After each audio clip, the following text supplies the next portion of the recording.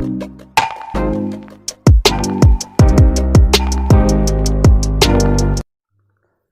दोस्तों, मैं मनमोहन सविता स्वागत करता हूं आपका अपने यूट्यूब चैनल पर। आज की इस वीडियो में हमारा टॉपिक है भारतीय संविधान, इंडियन पॉलिटी, जिसमें मैं लेकर आया हूं आज आपके लिए पार्ट 2। इससे पहले मैं पार्ट 1 की बात कर चुका हूं, जिसमें हम भारतीय संघ और राज्य के बारे में बात कर चुके हैं। और आज पार्ट 2 में हम बात करेंगे नागरिकता, मौलिक अधिकार, नीति निर्देशक तत्व एवं पंचायती राज से संबंधित सभी ऑब्जेक्टिव क्वेश्चनों की। यानी वे क्वेश्चन होंगे जो कि परीक्षाओं की दृष्टि से काफ़ी हेल्पफुल साबित होने वाले हैं। और इस वीडियो में हम टॉप 20 क्वेश्चनों की बात करेंगे। यही वो टॉप 20 क्वेश्चन है जो पिछली परीक्षाओं में पूछे जा चुके हैं और आगे इन क्वेश्चनों के बनने की पूर्ण संभावना है। तो बने रहिए हमारे साथ इस वीडियो में अंत तक, क्योंकि सारे के सारे क्वेश्चन काफ़ी इंपॉर्टेंट हैं। इसी के साथ मैं आपको बताता चलूँगा कि यह क्वेश्चन पिछली परीक्षाओं में किस परीक्षा में आया है। तो इसके लिए आपको वीडियो को अंत तक देखना होगा, और यदि वीडियो के क्वेश्चन समझ में आए तो वीडियो को लाइक करें और चैनल को सब्सक्राइब करें। बढ़ते हैं आज के पहले क्वेश्चन की ओर। भारत की नागरिकता निम्न में से किस प्रकार से प्राप्त की जा सकती है? ए, जन्म से, बी, वंशानुक्रम से, सी, देशीकरण से, या डी, उपरोक्त सभी। तो इसका राइट आंसर हो जाएगा उपरोक्त सभी। यानी कि हम यदि बात करें कि भारत की नागरिकता मुख्य रूप से 5 प्रकार से प्राप्त की जा सकती है। भारतीय नागरिकता अधिनियम 1955 के अधीन भारतीय नागरिकता का अर्जन हम जन्म द्वारा, देशीकरण द्वारा, पंजीकरण द्वारा, वंशानुक्रम द्वारा तथा अर्जित भूभाग के विलयन द्वारा कर सकते हैं। यानी सामान्य रूप से संघात्मक शासन में दोहरी नागरिकता की व्यवस्था है, पहली संघ की और दूसरी राज्य की, किंतु राज्य में सिर्फ संघीय नागरिकता या एकल नागरिकता होती है। यहाँ पर जो बात की गई है संघ की, तो उसका मतलब है भारत। भारत में एकल नागरिकता का प्रावधान है। आशा करता हूँ आपको ये क्वेश्चन समझ में आया होगा। इसका राइट आंसर हो जाएगा उपरोक्त सभी। ठीक है दोस्तों, बढ़ते हैं नेक्स्ट क्वेश्चन की ओर। क्वेश्चन नंबर 2, एक अच्छा नागरिक वह है जो सामाजिक एवं, हमसे पूछा गया है कि एक अच्छा नागरिक वह है। ऑप्शन नंबर ए, सामाजिक एवं सामाजिक रूप से प्रबुद्ध हो, अपने सामाजिक दायित्वों के प्रति सचेत हो, या सी, पूर्ण साक्षर हो। तो इसका राइट आंसर हो जाएगा कि नागरिक जो होना चाहिए वो सामाजिक एवं यानी समाज एवं सामाजिक रूप से प्रबुद्ध होना चाहिए।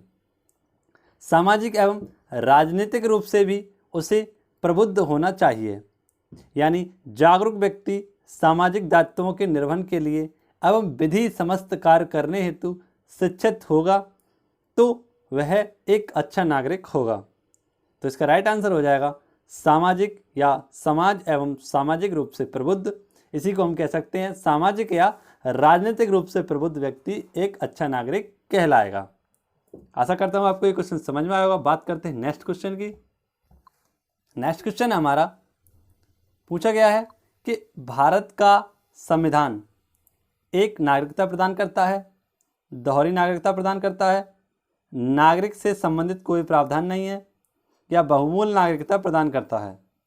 तो भारतीय संविधान भारतीय लोगों को एकल नागरिकता प्रदान करता है, जबकि दोहरी नागरिकता का प्रावधान भारतीय संविधान में है ही नहीं। और तीसरा ऑप्शन कह रहा है कि कोई प्रावधान नहीं है। तो ऐसा भी कोई बात नहीं है कि नागरिकता का कोई प्रावधान नहीं है। भाग 2 में हमें नागरिकता का प्रावधान दिया गया है। यानी कि हम बात करें कि भारतीय संविधान भारतीय को अर्थात नागरिकों को एकल नागरिकता प्रदान करता है। सामान्य तौर पर यदि हम बात करें संघीय व्यवस्था में दोहरी नागरिकता में नागरिकों को संघ तथा इकाई की दोहरी नागरिकता प्राप्त है। यानी एक तरफ उन्हें पूरे देश की नागरिकता और दूसरी तरफ उन्हें राज्य की भी नागरिकता प्राप्त होती है, उसे दोहरी नागरिकता कहते हैं। परंतु भारत में एक नागरिकता का प्रावधान है और भारतीय संविधान भारतीय नागरिकों को एकल नागरिकता प्रदान करता है। इसका राइट आंसर हो जाएगा option number A. Next question, question number 4, भारतीय नागरिकता के लिए आवेदन करने से पहले किसी व्यक्ति के लिए न्यूनतम कितने समय तक भारत में रहना अनिवार्य है। यानी भारतीय नागरिकता जब आवेदन कर देते हैं उसके बाद किसी व्यक्ति को न्यूनतम कितने समय तक भारत में रहने के लिए अनिवार्यता प्रावधान है। तो 7 वर्ष तक यदि कोई व्यक्ति भारत में रहता है तो उसे भारत की नागरिकता प्रदान कर दी जाएगी।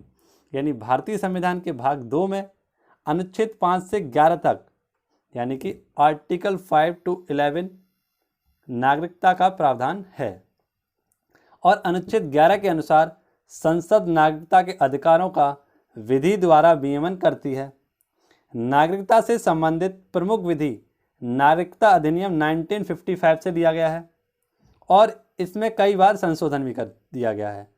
ये नागरिकता संशोधन अधिनियम 1986 में हुआ है, एक बार 1992 में हुआ था और 2003, 2005 में भी इसमें संशोधन किया जा चुका है और हाल ही में 2019 में भी नागरिकता संशोधन अधिनियम आ चुका है जिसे हम CAA के नाम से भी जानते हैं।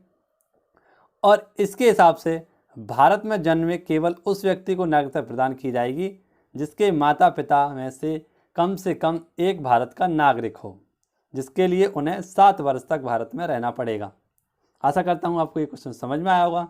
बात करते हैं नेक्स्ट क्वेश्चन की। हमारा कि भारत में कोई विदेशी व्यक्ति कितने वर्ष रहने के बाद यहाँ की नागरिकता के लिए आवेदन कर सकता है। यदि किसी विदेशी व्यक्ति को भारत में रहकर भारत की नागरिकता प्राप्त करनी है तो उसे कम से कम नागरिकता प्राप्त करने के लिए 10 वर्ष तक रहना होगा। यानी कोई भी व्यक्ति पंजीकरण के माध्यम से भारतीय नागरिकता प्राप्त कर सकता है। उन्हें भारत में कम से कम 10 वर्ष तक रहने के बाद भारतीय नागरिकता प्रदान की जाएगी। ठीक है दोस्तों। और यदि हम बात करें कि देशीकरण द्वारा नागरिकता तभी प्रदान की जाएगी जब संबंधित व्यक्ति कम से कम 12 वर्ष तक भारत में रह चुका हो। ठीक है दोस्तों, आशा करता हूँ आपको ये क्वेश्चन समझ में आया होगा। बात करते हैं नेक्स्ट क्वेश्चन की। नेक्स्ट क्वेश्चन है हमारा जिसमें हमसे पूछा गया है कि भारत में नागरिकता प्राप्त करने का नियम कौन बनाता है। ए राष्ट्रपति, बी राज्यपाल, सी मुख्य चुनाव आयुक्त या डी प्रधानमंत्री। तो इसका राइट आंसर जो हो जाएगा वह हो जाएगा राष्ट्रपति। राष्ट्रपति के द्वारा भारतीय नागरिकता प्रदान करने के नियम बनाए जाते हैं और जब संसद द्वारा अनुमोदित हो जाने के बाद राष्ट्रपति के हस्ताक्षर होते हैं तो वह नियम या कानून प्रावधान बनकर तैयार हो जाता है। तो इसका राइट आंसर हो जाएगा राष्ट्रपति। नेक्स्ट क्वेश्चन की बात करते हैं। नेक्स्ट क्वेश्चन है क्वेश्चन नंबर 7। पूछा गया है ग्राम पंचायत चुनाव कराने का निर्णय लिया जाता है। ए जिलाधिकारी के द्वारा, जी राज्य चुनाव आयोग द्वारा, सी केंद्र सरकार द्वारा या डी राज्य सरकार द्वारा। तो इसका राइट आंसर हो जाएगा वह हो जाएगा राज्य सरकार द्वारा यह निर्णय लिया जाता है कि ग्राम पंचायत चुनाव कराने हैं या नहीं कराने हैं। कोविड-19 के चलते यह निर्णय भी राज्य सरकार के द्वारा ही तय किया जा रहा है और कोविड-19 में यह काफ़ी गंभीर समस्या पैदा हो चुकी है चुनावों की, लेकिन उसके बावजूद भी चुनावी रैलियां की जा रही हैं। बात करते हैं हम इस क्वेश्चन की एक्सप्लेनेशन की। तो यदि हम बात करें ग्राम पंचायत चुनाव कराने का निर्णय राज्य सरकार द्वारा लिया जाता है जिसमें अनुच्छेद 40 में यह व्यवस्था की गई है, आर्टिकल 40 में यह व्यवस्था की गई है कि राज्य ग्राम पंचायतों के संगठन और उन्हें शासन की इकाई के रूप में स्थापित करने का प्रयत्न करेगा। यहीं पर यदि हम बात करें कि पंचायतों और नगरपालिकाओं का चुनाव संबंधित राज्यों का राज्य निर्वाचन आयोग द्वारा संचालित करता है, जो कि निर्वाचन आयोग से पृथक संबंधित राज्य सरकारों के नियंत्रण में कार्य करता है। इसीलिए ग्राम पंचायत चुनाव कराने का निर्णय किसके पास होता है? राज्य सरकारों के पास होता है। आशा करता हूँ आपको ये क्वेश्चन समझ में आया होगा। बात करते हैं नेक्स्ट क्वेश्चन की। नेक्स्ट क्वेश्चन है क्वेश्चन नंबर 8, जो कि परीक्षा की दृष्टि से काफ़ी इंपॉर्टेंट है, इसलिए हम इसे इंपॉर्टेंट टिक करेंगे और बात करेंगे कि भारतीय संविधान की आत्मा किसे कहा जाता है। ए धार्मिक स्वतंत्रता को, बी समानता को, सी संवैधानिक उपचार को या डी प्रस्तावना को। तो भारतीय संविधान की आत्मा इसकी प्रस्तावना को कहा जाता है। ठीक है दोस्तों, भीमराव अंबेडकर ने संवैधानिक उपचारों के अधिकार को भारतीय संविधान का आत्मा या हृदय कहा है। लेकिन हमसे पूछा गया है कि भारतीय संविधान की आत्मा किसे कहते हैं, तो इसे प्रस्तावना को भारतीय संविधान की आत्मा कहते हैं, जबकि भीमराव अंबेडकर के अनुसार संवैधानिक उपचारों को भारतीय संविधान का आत्मा कहा गया है। तो इसका राइट आंसर हो जाएगा प्रस्तावना। नेक्स्ट क्वेश्चन है हमारा क्वेश्चन नंबर 9 और हमसे पूछा गया है कि मूलभूत मौलिक अधिकारों का प्रमुख उद्देश्य क्या है। समाज के समाजवादी ढांचे को बढ़ावा देना, व्यक्तिगत स्वतंत्रता को संरक्षित करना, या सी न्यायपालिका की स्वतंत्रता को सुनिश्चित करना, या डी उपरोक्त सभी को संरक्षित करना। तो इसका राइट आंसर जो हो जाएगा व्यक्तिगत स्वतंत्रता को संरक्षित करना, यानी कि किसी भी व्यक्ति में निहित क्षमताओं के उत्कृष्ट विकास हेतु उचित अवसर प्रदान करने के लिए नागरिकों को मौलिक अधिकार प्रदान किए गए थे। इस प्रकार नागरिकों को मूल अधिकार प्रदान उनकी व्यक्तिगत संरक्षित करने के लिए दिए जाते हैं। इसलिए इसका राइट आंसर हो जाएगा मूलभूत, यानी कि जो हमारे संविधान में दिए गए थे मौलिक अधिकारों को ही हमने मूलभूत अधिकार या मौलिक अधिकार का नाम दिया है। इसलिए इसका राइट आंसर हो जाएगा व्यक्तिगत स्वतंत्रता को सुनिश्चित करना। बढ़ते हैं नेक्स्ट क्वेश्चन की ओर। नेक्स्ट क्वेश्चन है परीक्षा की दृष्टि से काफ़ी इंपॉर्टेंट क्वेश्चन है। निम्न में से कौन सा मूलभूत अधिकार नहीं है? पूछा गया है सवाल में नहीं है, तो समानता का अधिकार, संपत्ति का अधिकार, शोषण के विरुद्ध अधिकार, या धार्मिक स्वतंत्रता का अधिकार। तो इसका राइट आंसर हो जाएगा संपत्ति का अधिकार। संपत्ति का अधिकार 44वें संविधान संशोधन यानी 44 कॉन्स्टिट्यूशन अमेंडमेंट 1978 के द्वारा मूल अधिकार के रूप से निरस्त कर दिया गया और संविधान में यह एक संवैधानिक अधिकार बना दिया गया, क्योंकि संविधान के अनुच्छेद 300 का में इसे एक विधिक अधिकार के रूप में संविधान में सम्मिलित कर दिया गया है। तो इसका राइट आंसर हो जाएगा संपत्ति का अधिकार। 44वें संविधान संशोधन 1978 के तहत इसे यहाँ से हटाकर अनुच्छेद 300 का में वर्णित किया गया है। ठीक है दोस्तों, आशा करता हूँ आपको ये क्वेश्चन समझ में आया होगा। बढ़ते हैं नेक्स्ट क्वेश्चन की ओर। नेक्स्ट क्वेश्चन हमारा और हमसे पूछा गया है कि भारत के संविधान के अंतर्गत अब कितनी मौलिक अधिकार की गारंटी है, यानी पूछा गया है कि भारतीय संविधान में अब कुल कितने मौलिक अधिकार बचे हैं या कितने मौलिक अधिकार दिए गए हैं। तो जब भारतीय संविधान लागू हुआ था यानी मूल संविधान में इनका प्रावधान 7 था, लेकिन 44वें संविधान संशोधन से संपत्ति के अधिकार को मौलिक अधिकारों से अलग कर दिया गया। इसलिए इसकी जो संख्या बची है वो कितनी बची है 6, जिसमें हमें दिया गया है समानता का अधिकार, स्वतंत्रता का अधिकार, धर्म की स्वतंत्रता का अधिकार, शोषण के विरुद्ध अधिकार, संस्कृति और शिक्षा संबंधी अधिकार, संवैधानिक उपचारों का अधिकार। ये 6 प्रकार के हमें मौलिक अधिकार प्रदान किए गए हैं। आशा करता हूँ आपको ये क्वेश्चन समझ में आ रहे होंगे, पसंद आ रहे होंगे। तो एक बार वीडियो को लाइक करें और चैनल को सब्सक्राइब करें और दोस्तों के साथ इस वीडियो को शेयर जरूर करें। बढ़ते हैं नेक्स्ट क्वेश्चन की ओर। क्वेश्चन नंबर 12, निम्नलिखित में से कौन सा भारतीय नागरिकों का मूल अधिकार नहीं है? कार्यों का अधिकार, छुआछूत की स्वतंत्रता, भाषण की स्वतंत्रता, या धर्म की स्वतंत्रता। तो हमें मौलिक अधिकारों में कार्यों के अधिकार संबंधित कोई भी प्रावधान हमारे मौलिक अधिकारों में नहीं किया गया है। यदि हम बात करें छुआछूत की स्वतंत्रता, तो यह हमारे शोषण के विरुद्ध अधिकारों में यह वर्णित है। आर्टिकल 17 में यह हमें वर्णित किया गया है, जिसे अस्पृश्यता के उल्लंघन पर छुआछूत की स्वतंत्रता दी गई है।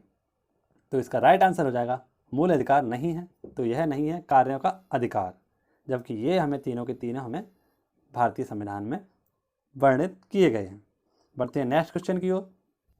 नेक्स्ट क्वेश्चन हमारा, मूल संविधान में मूलभूत अधिकारों को 7 वर्गों में वर्गीकृत किया गया था, परंतु अब केवल, तो हमसे पूछा गया कितने बचे हैं, 7 वर्ग, 3 वर्ग, 6 वर्ग या 5 वर्ग। तो जैसा कि मैंने आपको पिछले क्वेश्चन में भी बताया था कि मूल संविधान में, भारतीय संविधान में 7 प्रकार के मौलिक अधिकारों का प्रबंध था, जबकि 44वें संविधान संशोधन 1978 के तहत संपत्ति के अधिकार को हटाकर उसे आर्टिकल 300 का में वर्णित कर दिया गया है या उसे ससज्जित कर दिया गया है। तो इसमें कितने बचे हमारे पास? 6 मौलिक अधिकार बचे हैं। तो इसका राइट आंसर हो जाएगा 6। बात करते हैं नेक्स्ट क्वेश्चन की। क्वेश्चन नंबर 14, मौलिक अधिकारों में संशोधन करने के लिए कौन सक्षम है? राष्ट्रपति, लोकसभा, सर्वोच्च न्यायालय या संसद? इसका राइट आंसर हो जाएगा दोस्तों, यह हो जाएगा संसद। संसद मौलिक अधिकार सहित संविधान के किसी भी भाग में संशोधन का अधिकार 368 यानी आर्टिकल 368 के तहत संसद को प्रदान किया गया है। यदि सर्वोच्च न्यायालय ऐसे किसी संशोधन का न्यायिक पुनरावलोकन करता है तो उसे संविधान के मूल ढांचे यानी केशवानंद भारती मामले के प्रति यानी 1973 में जो केशवानंद भारती आया था उसको प्रभावित करने की सीमा रद्द कर सकता है और मौलिक अधिकार यानी उसके मूल ढांचे में कोई भी कमी ना आ सके उसके बाद संसद के द्वारा किसी भी मौलिक अधिकार में संशोधन किया जा सकता है। इसका राइट आंसर हो जाएगा संसद। और इसे किस में वर्णित किया गया है? तो आर्टिकल 368 में यह वर्णित किया गया है। आशा करता हूँ आपको क्वेश्चन समझ में आ रहे होंगे।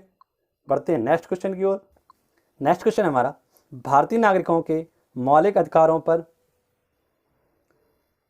युक्तियुक्त प्रतिबंधों को आरोपित करने की शक्ति किसके पास है? यानी हमसे पूछा गया है कि भारतीय नागरिकों के मौलिक अधिकारों पर प्रतिबंध लगाने की शक्ति किसके पास है?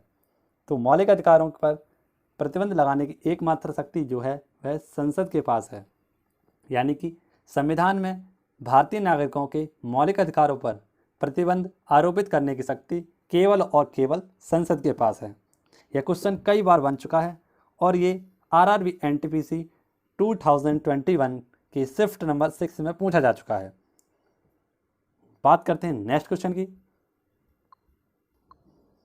क्वेश्चन नंबर 16, भारतीय संविधान का कौन सा भाग लोक कल्याणकारी राज्य के विचारों का उल्लेख करता है?